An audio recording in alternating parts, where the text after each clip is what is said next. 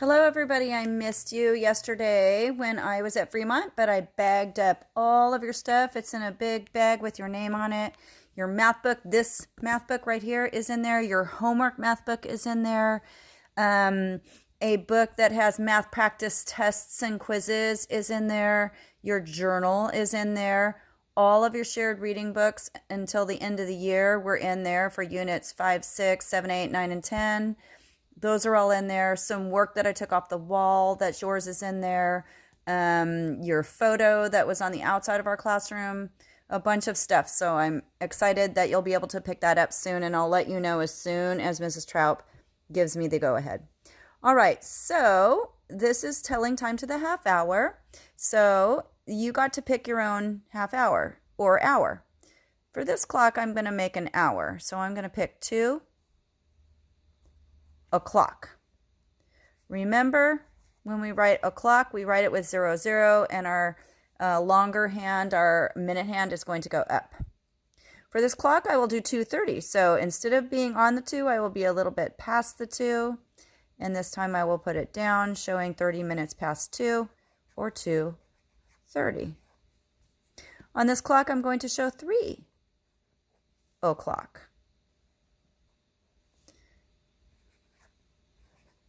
So don't forget 00. And on this clock, I'm going to show 3:30. So I imagine 3 o'clock, and I imagine halfway between the 3 and the 4. And remember, this time this one has to go down to show 3:30.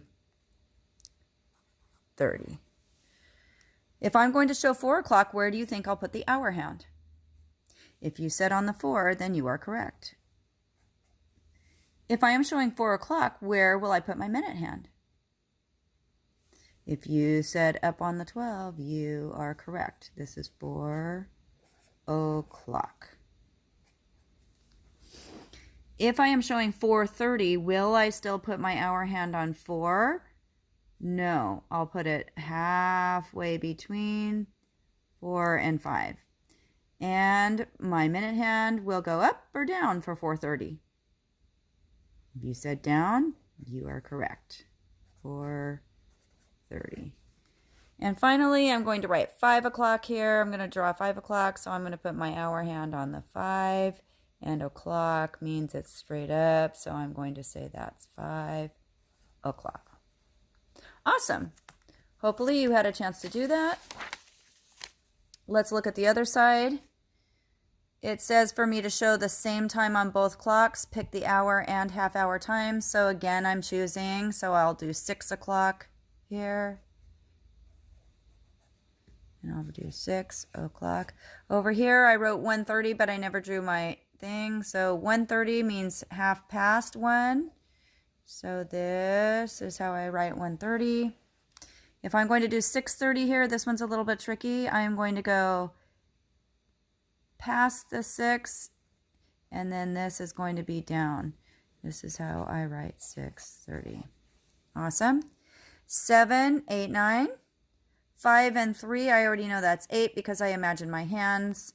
I already know this is 10. Sometimes doing the easy ones first is better. 7 and 1 more is 8. 6, 7, 8, 9. 8, 9, 10.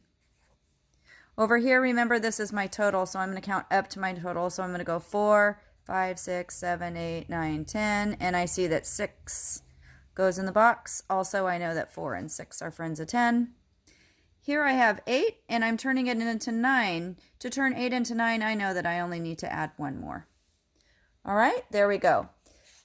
Later on, our lesson is going to be changing to geometry now. And so we are going to look at shapes. So as you know, this shape is called a square. This shape is also a square, and you can see if I turn it, it looks like a square. So it's just a square that's been turned. Some kids call that a diamond. That is actually not the right name for for that shape. That shape has a mathematical name, and the mathematical name is a rhombus. So this is called a rhombus. So this is a special kind of square that's turned, and it's a rhombus. Here is another special kind of square, and so is this red one. These are both, sorry, not a special kind of square, a four-sided figure like a square. A square is a special one of these. These are called rectangles. They have 4 corners and 4 sides, just like a square. A square is also a rectangle, by the way. And a rhombus is also a rectangle, by the way. They all have 4 corners and 4 sides. However, 2 of the sides are longer on this rectangle, and over here on this rectangle, all of the sides are the same. When they're all the same, they're called a square. And when there are 2 long ones, it is called a rectangle. This one here is also a rectangle, but this right here is not, because this is open. So we call this, this is not a closed shape, this is an open shape, so we are going to cross that one out. It is not a rectangle or a square. This shape right here does not have 4 corners and 4 sides. This shape right here has 6 corners and 6 sides, so that is not a rectangle or a square. Here it says, draw the shape, 4 sides and 4 square corners. Square corners are corners that look like an L. 4 sides and 4 square corners. 4 sides the same length and 4 square corners. All right, so the sides have to be all exactly the same size. None of them can be larger. This one is going to be a square. Over here, I could draw this too. I could draw a skinny one. I could draw a small one. I can draw a fatter one. All of these have 4 sides and 4 corners. This one, though, all the sides are the same size, so these are going to be 4 sides the same length. These are going to be my squares.